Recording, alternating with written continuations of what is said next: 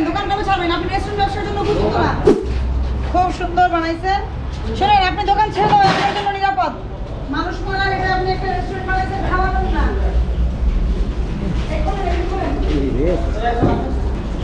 কত টাকা দিয়ে কিনেন? মাছ 120 টাকা। কি মাছ খেয়েছেন? বল মাছ।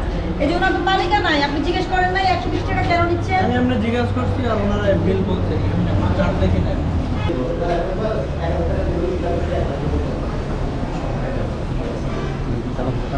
কোনটা যে পেঁয়াজ ভাজা আর কোনটা যে তেলাপোকা ভাজা এটা তো বোঝার কোনো উপায় নেই।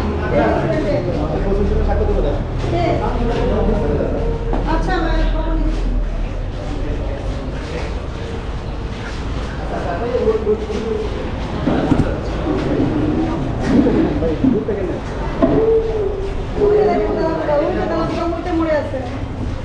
কেসারেন শেকড় থেকে শিখরে। এই যে তেলাপোকা, এই যে তেলাপোকা বেরোচ্ছে, এখান থেকে বেরোচ্ছে। এই যে পেঁয়াজ রাখছে এখানে, রান্নার পেঁয়াজ। একটু বিষয় নেন ভাই। দেখি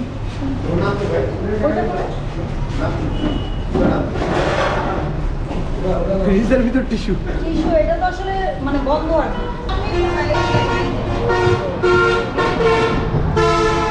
মাছি মরে পড়ে আছে, এই যে দেখেন। আছে আছে কিনা বলেন, আরে আপনি ঠিক মতো দেখতেছেন কিনা?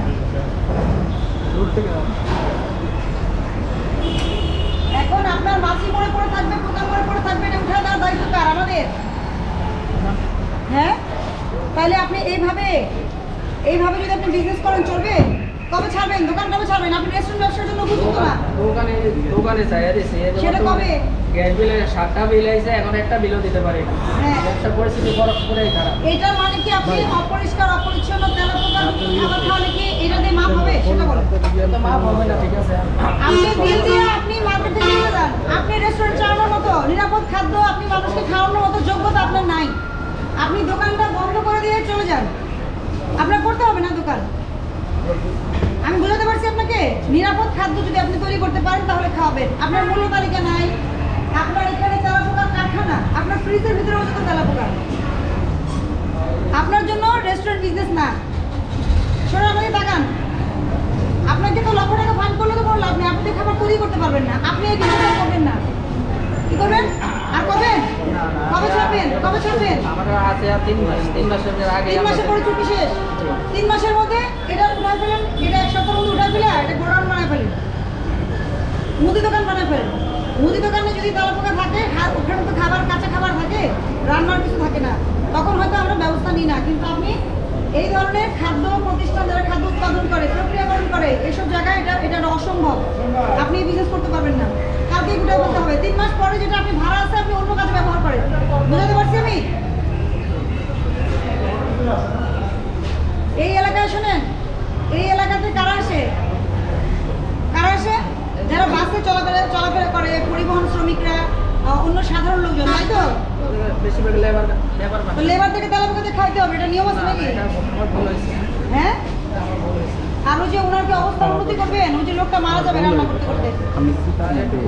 আমি সতর্ক করছি আপনাকে, শোনেন, জরিমানা আপনার জন্য অস্ট্রেলিয়া না, আপনার জন্য হলো আপনি প্রতিষ্ঠান বন্ধ হয়ে যাবে, আপনি ব্যবসা বন্ধ করে দিবেন। এটাই সুরাহা। জনস্বার্থের জন্য, জনস্বাস্থ্যের জন্য, ঠিক আছে? আপনাকে আমি সতর্কতামূলক 20,000 টাকা জরিমানা করলাম।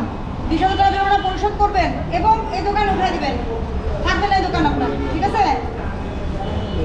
আপনি আমার কথা বুঝছেন? ধরেন আপনি 1 কোটি টাকার বিজনেস করেন প্রতিদিন, আমার কি কোনো সমস্যা আছে? সরকারের সমস্যা আছে? নাই। আপনাকে কি করতে হবে? নিয়ম মেনে করতে হবে। আপনি নিয়মের ব্যত্যয় ঘটাচ্ছেন। এটা যদি অন্য বড় রেস্টুরেন্ট হতো, মিনিমাম 2 লক্ষ টাকা ফাইন হতো। আপনি ছোট ব্যবসা করেন, আপনাকে আমি সেই জন্যই সতর্কতামূলক জরিমানা করেছি। আপনাদের এখানে মনিটরিং হয় না, এজন্যই অভিযোগ আসছে। আপনাদের বিরুদ্ধে তো সবার বিরুদ্ধে অভিযোগ আসছে এবং আমরা এসে কি পেলাম? সঠিক পেলাম। আপনাকে বুঝতে হবে এটা কোনো জরিমানাই না। আপনার এখানে যা অপরাধ পাওয়া গেছে, অন্য বড় প্রতিষ্ঠান হলে 2-2.5 লক্ষ টাকা ফাইন হতো। আপনাকে কোনো জরিমানাই করা হয়নি। আমি আপনাকে বুঝাতে পারছি? কথা এখানেই শেষ। আপনার কোনো কথা বলার সুযোগ নেই। দোকান ভাড়া দিতে পারি, আমাদের কিছু করার নাই তো। এখন পর্যন্ত দোকান ভাড়া দিতে পারি। প্রতিষ্ঠান বন্ধ হয়ে যাবে। কথা কম বলেন।